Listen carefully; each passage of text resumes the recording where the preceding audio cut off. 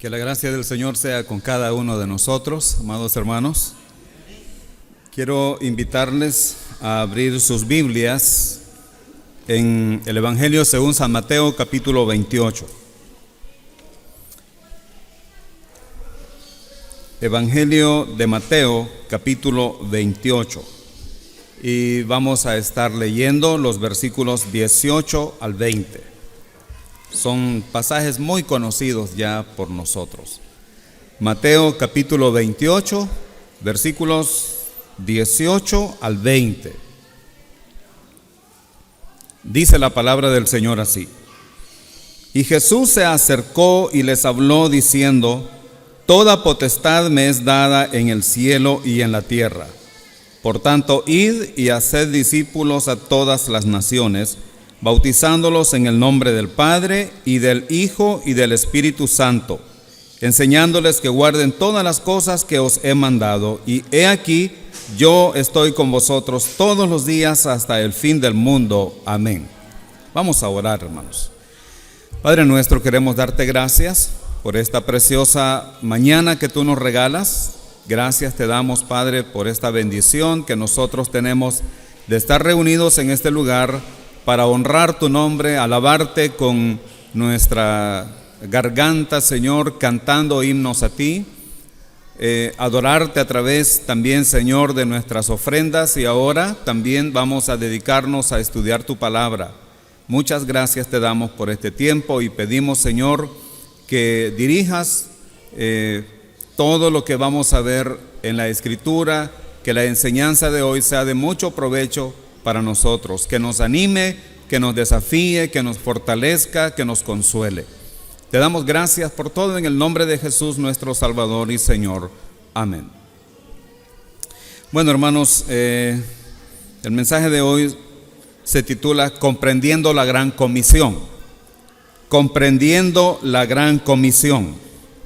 Leí hace un tiempo, no me acuerdo cuándo, pero lo leí por ahí, que si usted le quita la letra C a la palabra comisión, lo que queda es omisión.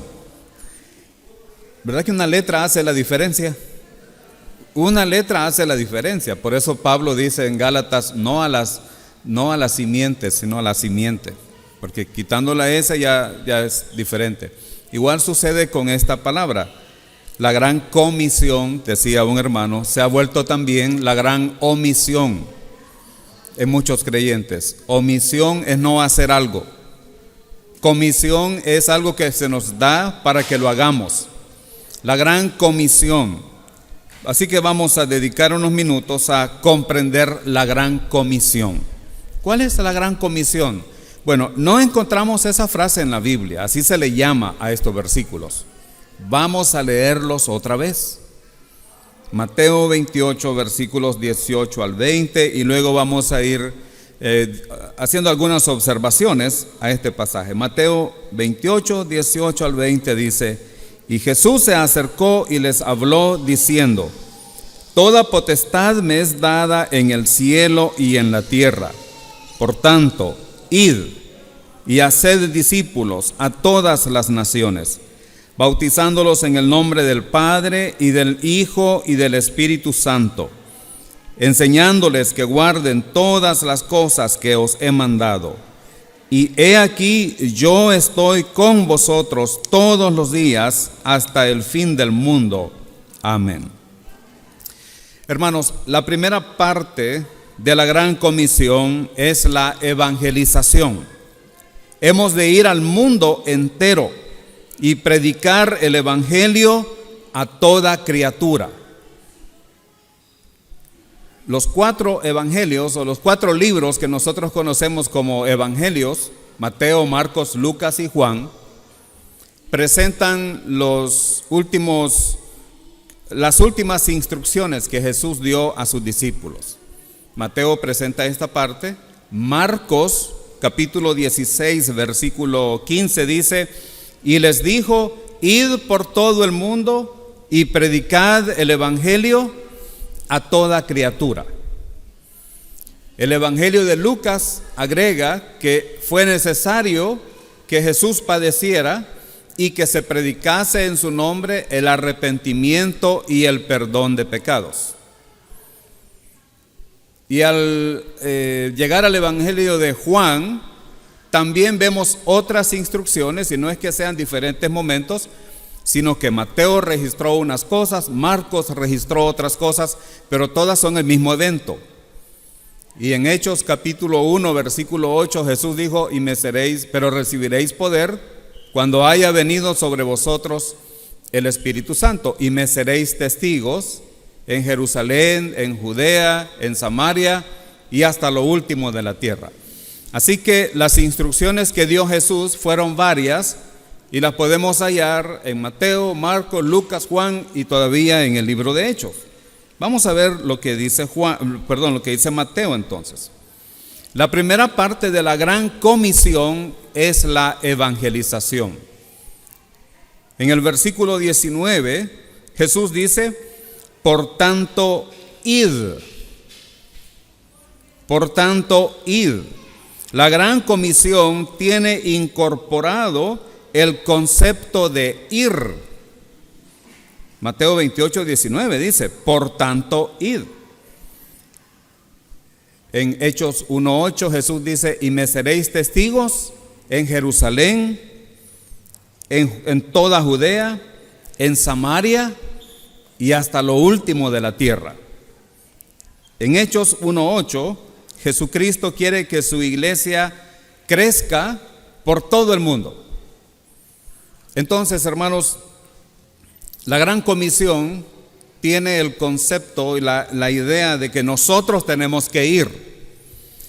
Nosotros nos reunimos en este lugar para honrar al Señor de muchas maneras, para ser instruidos en su palabra.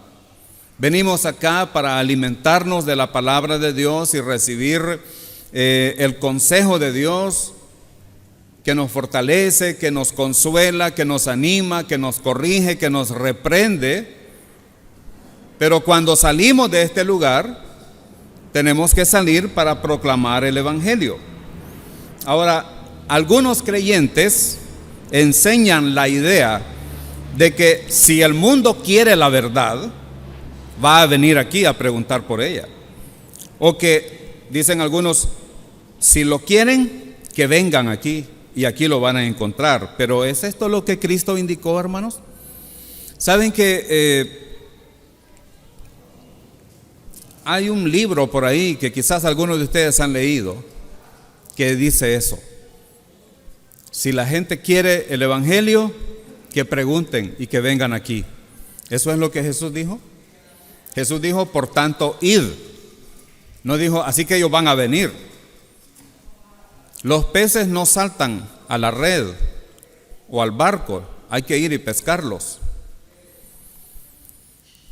No es cierto que si la gente quiere, que venga.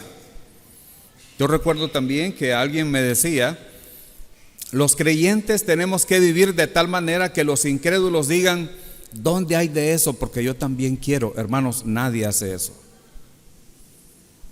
Bueno, sí, nuestro testimonio es muy importante.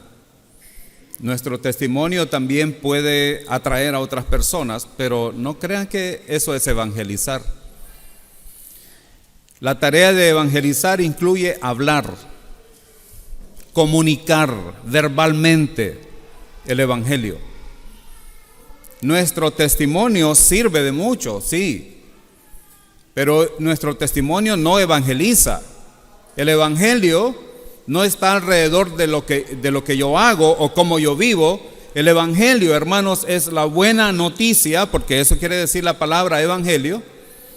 Es la buena noticia de que Cristo murió por nuestros pecados, que fue sepultado y que resucitó al tercer día conforme a la Escritura. Eso es el Evangelio. Nuestro testimonio es importante, pero el Evangelio no está basado en cómo yo vivo, sino en lo que Cristo hizo por nosotros. La gente en general, ya sean creyentes o no creyentes, naturalmente no buscan lo que es bueno para ellos. Vea lo que dice Romanos, por favor. Vaya en su Biblia y busque Romanos capítulo 3.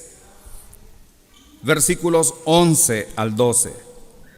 Romanos capítulo 3, versículos 11 y 12 dicen: no hay quien entienda, no hay quien busque a Dios, todos se desviaron, a una se hicieron inútiles, no hay quien haga lo bueno, no hay ni siquiera uno. Este pasaje, hermanos, está en el contexto, cuando se estudia Romanos, está en el contexto de la condenación del hombre.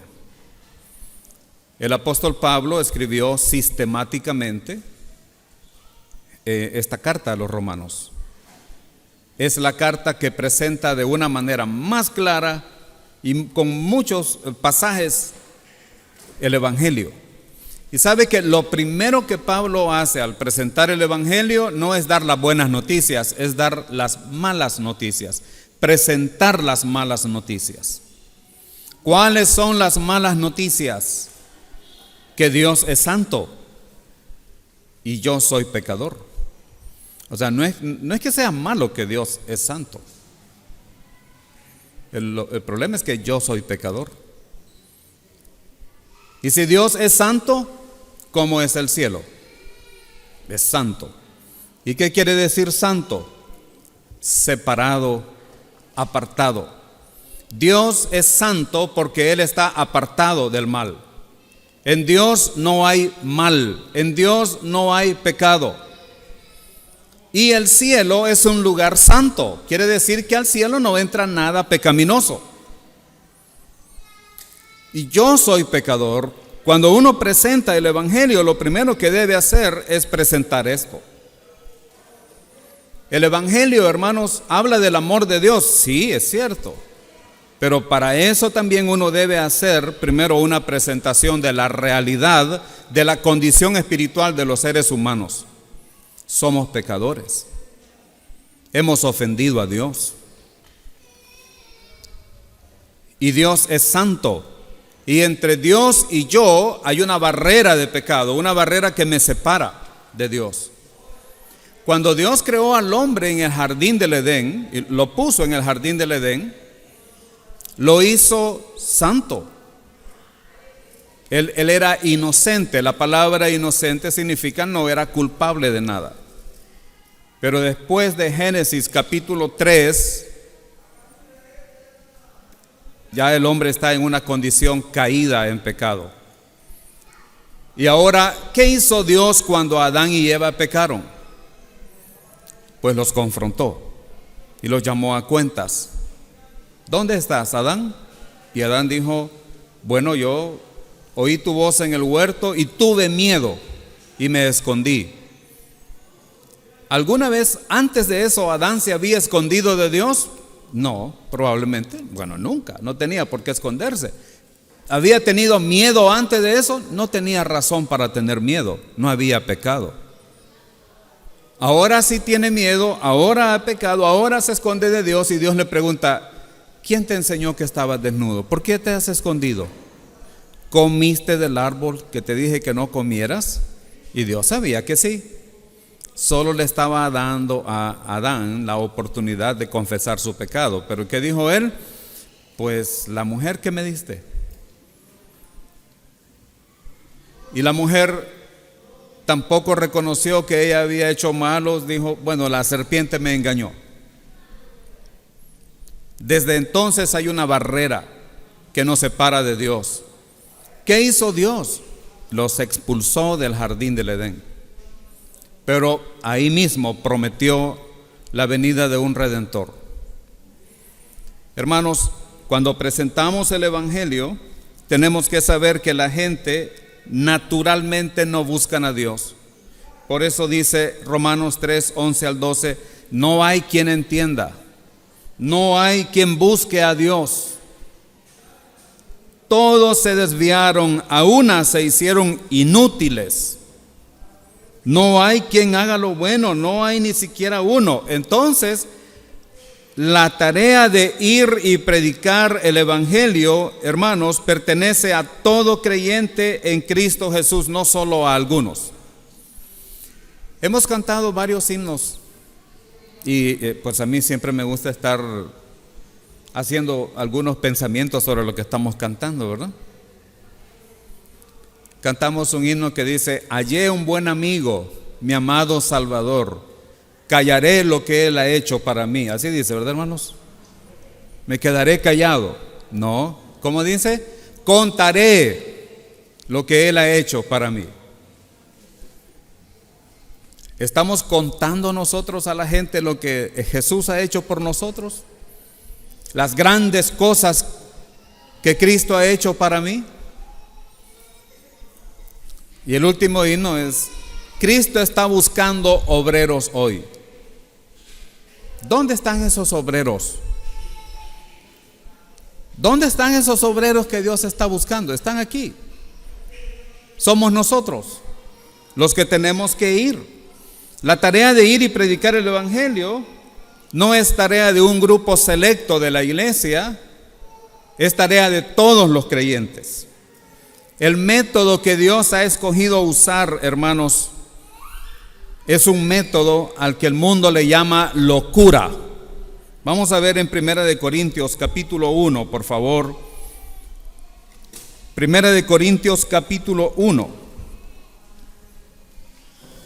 Versículos 21 al 23. Dice la Escritura: pues ya que en la sabiduría de Dios el mundo no conoció a Dios mediante la sabiduría, agradó a Dios salvar a los creyentes por la locura de la predicación. Porque los judíos piden señales y los griegos buscan sabiduría, pero nosotros predicamos a Cristo crucificado.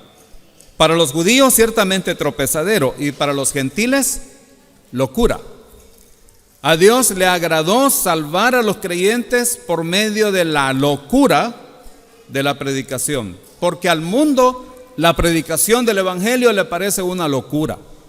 Predicar que la salvación es por gracia, que es un regalo de Dios para todo aquel que solamente cree en Jesucristo como su Salvador, es una locura.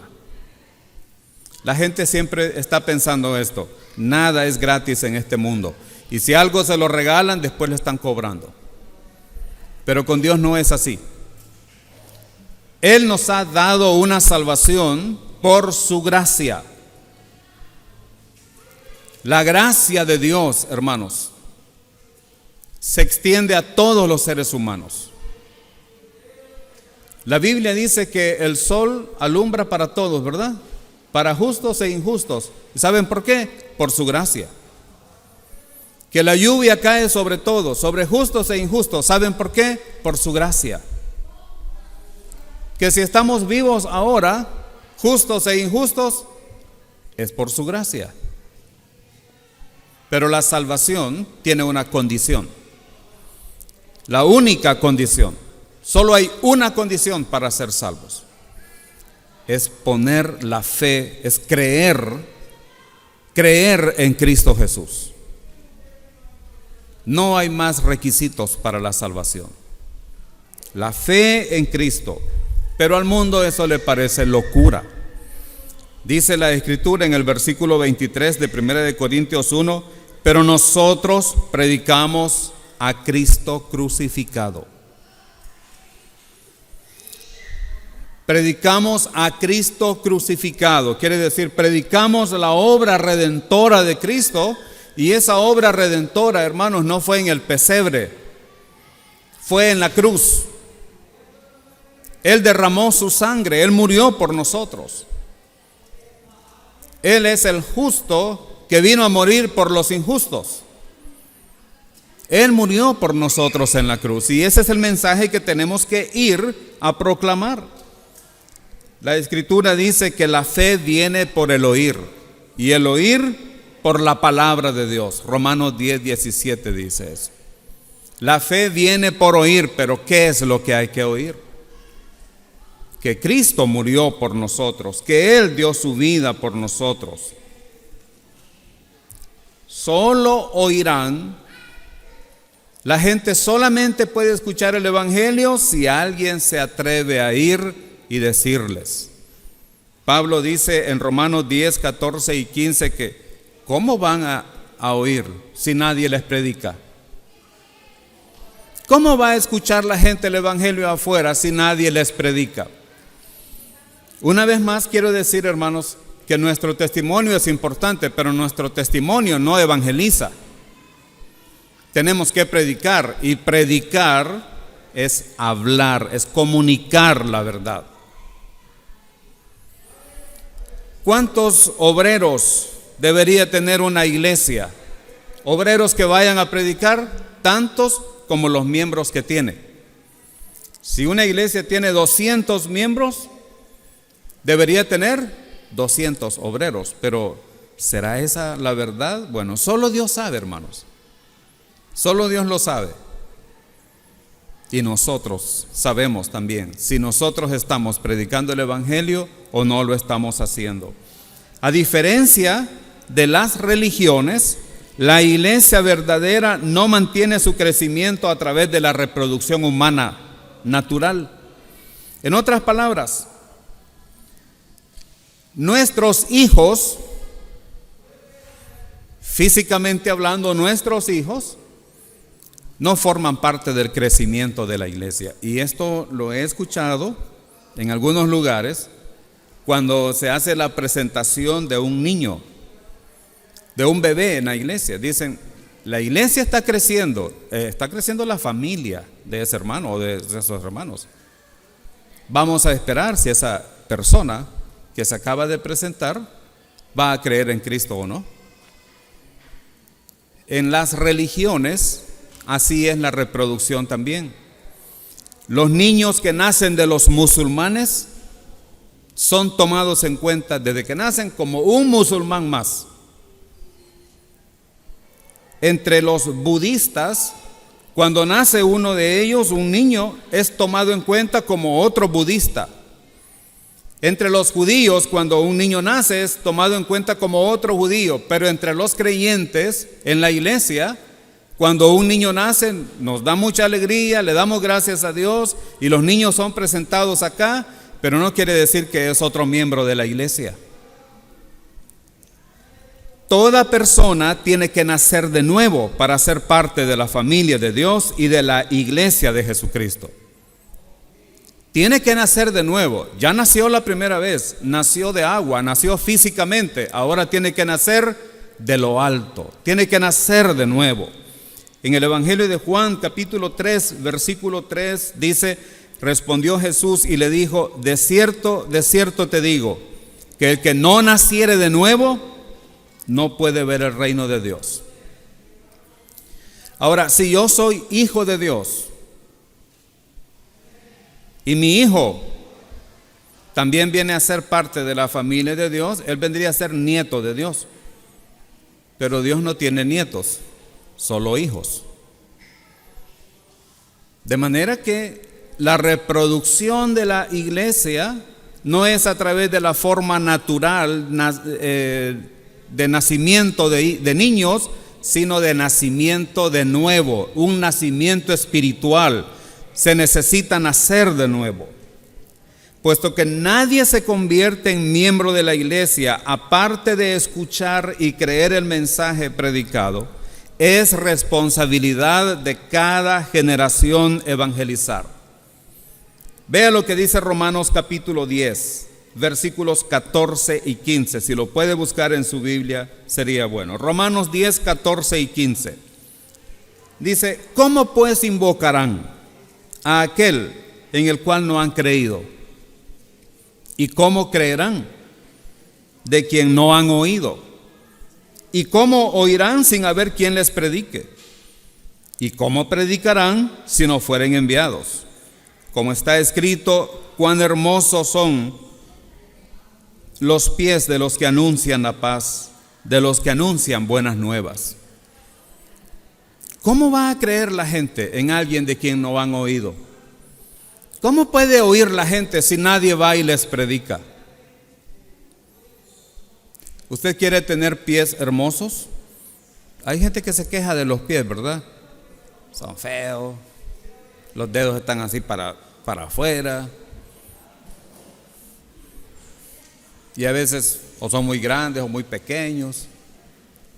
Pero aquí dice que cuán hermosos son los pies, no de los que lo llevan a la sala de belleza y les hagan el pedicure, sino de los que anuncian la paz, de los que anuncian buenas nuevas. Son hermosos esos pies por el mensaje, no porque quizás no son tan bonitos, ¿verdad? Físicamente hablando, pero para Dios es precioso el creyente que va y lleva el mensaje del Evangelio. Entonces, lo primero que tenemos que ver en Mateo capítulo 28 es que la gran comisión nos manda ir, nos manda salir. No que la gente venga aquí, sino que nosotros vayamos allá. La segunda parte de la gran comisión es el hacer discípulos. Debemos establecer discípulos que a su vez puedan hacer otros discípulos. Dice Mateo capítulo 28. Por tanto, id y haced discípulos de entre aquellos que responden al Evangelio, poniendo su fe en Cristo. Debemos hacer discípulos. Y Jesús se acercó y les habló diciendo, por tanto, id y haced discípulos. Hermanos, el que tiene toda autoridad en el cielo y en la tierra nos comisiona, es el que nos comisiona a ir y a ser discípulos. Jesús dice en el versículo 18, toda potestad o toda autoridad me es dada. ¿Quién le manda a usted a ir y predicar el Evangelio? ¿La iglesia? ¿El pastor? No. Quien nos manda a nosotros a ir y predicar el Evangelio es el que tiene toda autoridad en el cielo y en la tierra. Es el Rey de Reyes, es el Señor de Señores, es el Dios Todopoderoso. Él nos manda a ir y a ser discípulos. El apóstol Pablo le decía a Timoteo en 2 de Timoteo 2:2, lo que has oído de mí ante muchos testigos, esto encarga a hombres fieles que sean idóneos para enseñar también a otros. Una vez que una persona ha creído en Cristo, ahora hay que hacer de ella un discípulo. Ahora tenemos que hacer un discípulo de esta persona. Hermanos, para el futuro de la iglesia es esencial que nos enfoquemos en pasar efectivamente el testimonio del Evangelio de una generación a la próxima generación. Tenemos que aprender a ser hacedores de discípulos. Una vez que una persona ha creído en Cristo, ha nacido de nuevo. Es una nueva criatura. Pero así como con nuestros hijos, una vez que nacen, ya es todo, ya nació, sí, ya nació. Ahora, ¿qué le falta a ese niño o a esa niña? Ahora tiene que crecer. Ahora tiene que madurar. Ahora va a empezar un proceso de crecimiento, físicamente hablando. Es igual con los creyentes nuevos. Todo creyente nuevo ya es hijo de Dios. Es hijo de Dios para siempre. Ahora es parte de la familia de Dios. Pero ahora hay que alimentarlo. Ahora hay que darle el alimento espiritual necesario para que crezca saludable, para que crezca fuerte y para que en el futuro sea un miembro de la iglesia que pueda servir a Dios con la madurez que se requiere. Cuando nuestros niños nacen, nuestros hijos nacieron, había que hacer todo por ellos, ¿verdad? Bañarlos, cambiarlos, darles de comer. Había que hacer todo por ellos. Pero hermanos, ¿sería lógico que después de 20 años todavía hay que darle de comer a un hombre ya de 20 años? Y cambiarle los pañales y bañarlo. Normalmente eso no es así. Los niños van aprendiendo poco a poco. Ellos van aprendiendo. Aprenden a hablar, aprenden a decir lo que quieren. Cuando son bebés y algo les duele, todo lo que pueden hacer es llorar. Y uno tiene que ver qué le pasa. Pero una vez que ellos van creciendo ya pueden decir, me duele aquí, me duele aquí. Y una vez que son grandes, ya ellos poco a poco van dejando lo que es de niño, como dice el apóstol Pablo también. Es igual con los creyentes. Un creyente nuevo lo que necesita es leche espiritual. A veces a los creyentes nuevos, los creyentes que ya tenemos algún tiempo de serlo, les exigimos que vivan como nosotros.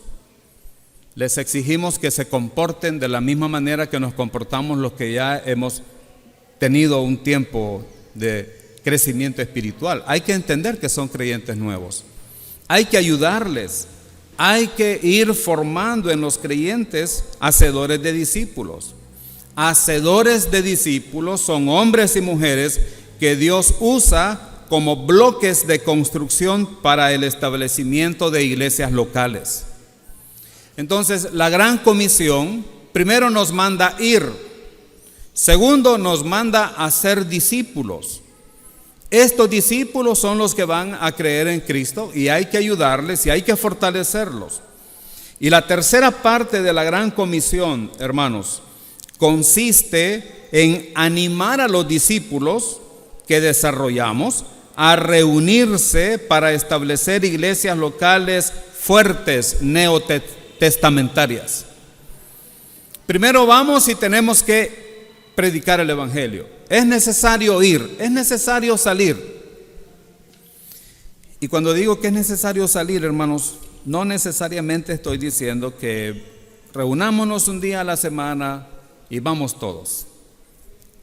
Eso es bueno, pero es la responsabilidad de cada creyente de hacerlo todos los días.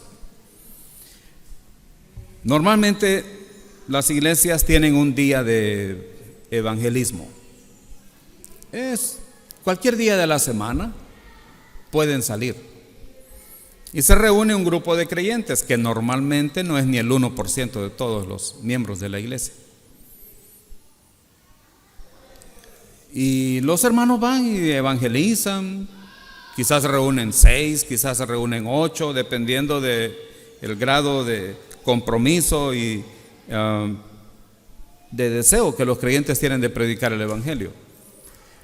Pero el hecho de ir a predicar el evangelio va más allá de elegir un día a la semana. Involucra hacerlo siempre que haya oportunidad. No importa si es domingo, jueves, miércoles, sábado, si es de mañana, si es de noche, si es de madrugada, si está lloviendo, si no está lloviendo. Hay que hacerlo siempre. Y por eso decía al principio que no es de un grupo de personas la tarea, sino de todos los creyentes. De todos los creyentes. Y a estos creyentes nuevos hay que hacerlos discípulos. Y a estos discípulos hay que animarlos para que se reúnan en nuestra congregación, para que se congreguen, para que la iglesia pueda ser una iglesia neotestamentaria. ¿Qué quiere decir eso? Bueno, ustedes saben, hermanos, que la iglesia no existía en el Antiguo Testamento. La iglesia fue siempre un misterio para los profetas del Antiguo Testamento. Los profetas del Antiguo Testamento pudieron ver la primera venida de Jesús. Isaías 9:6 habla de que un niño nos es nacido, hijo nos es dado. Es una profecía acerca del nacimiento de Jesús. Miqueas dice que iba a nacer en Belén. Está hablando del nacimiento de Jesús. Los profetas pudieron ver la muerte de Cristo y la profetizaron. Isaías 53, el Salmo 22, donde el Salmo 22 es un salmo mesiánico. Las mismas palabras que Jesús dijo en la cruz son las con las que comienza el Salmo 22. Dios mío, ¿por qué me has abandonado? Los profetas pudieron ver la resurrección de Cristo. David dijo, no dejarás el alma del santo en el Seol. No permitirás que tu santo vea corrupción. Los profetas pudieron ver la segunda venida de Cristo. Ellos pudieron ver el reino de Cristo que se va a establecer en la tierra. Ellos pudieron ver los cielos nuevos y la tierra nueva. Isaías 65, Isaías 66 hablan de cielos nuevos y tierra nueva. Pero ¿sabe lo que los profetas no pudieron ver? Y no mencionaron nada. A la iglesia.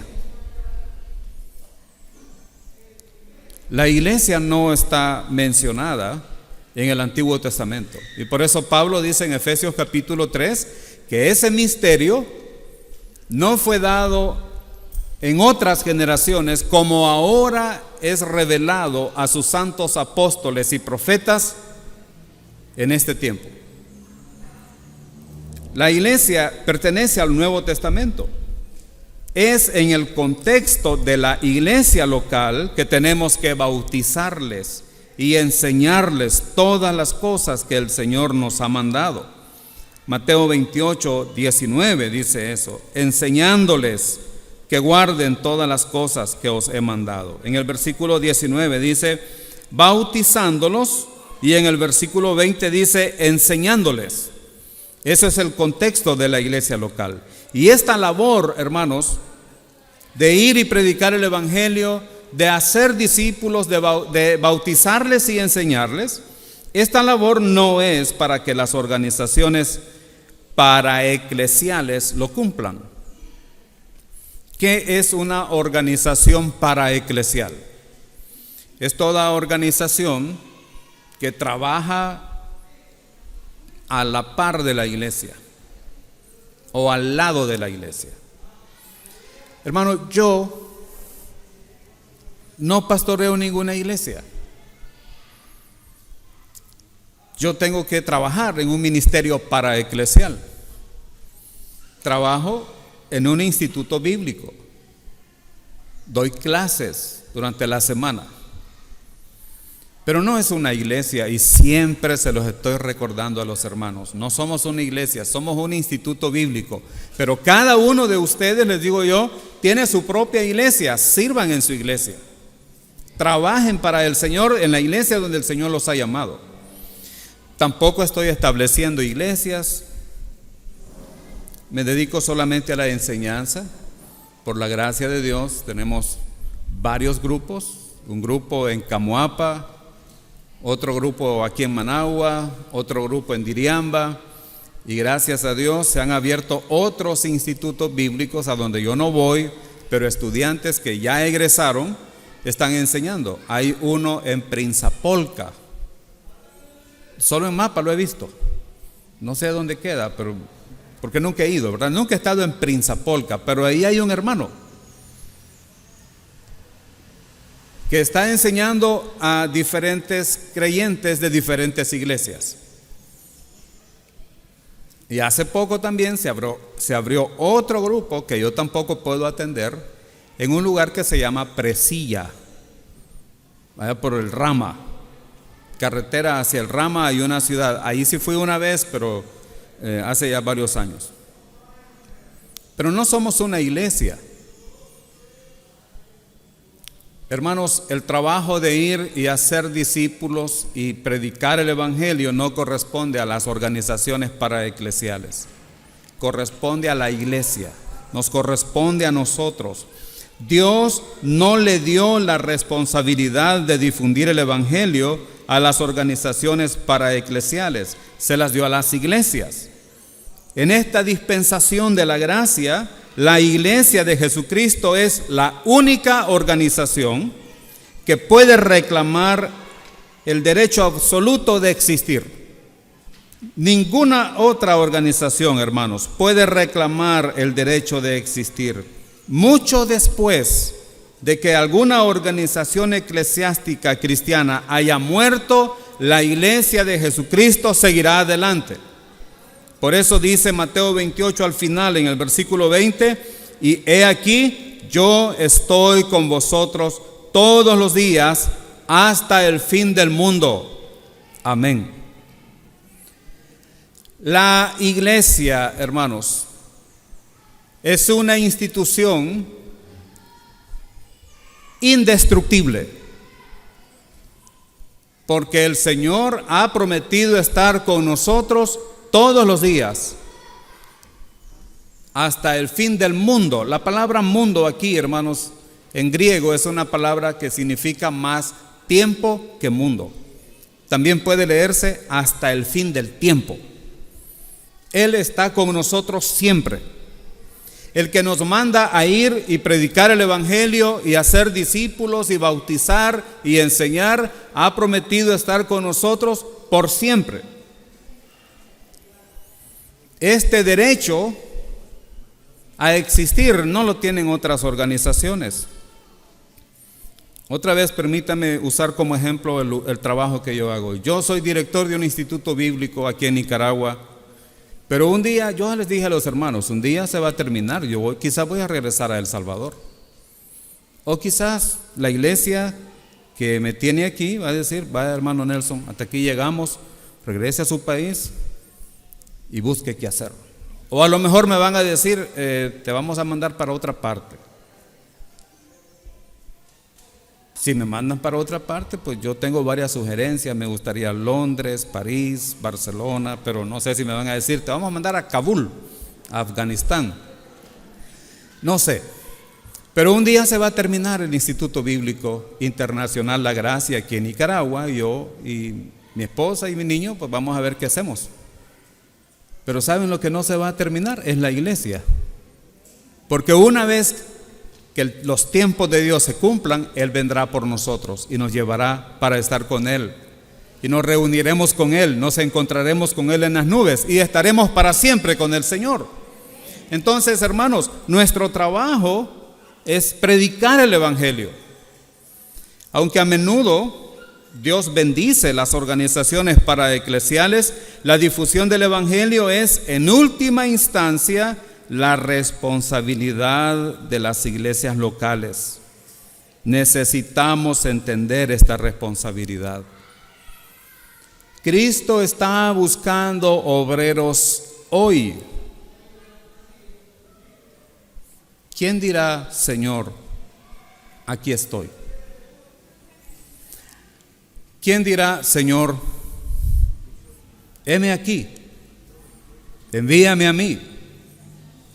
El Señor pregunta, ¿a quién irá por nosotros?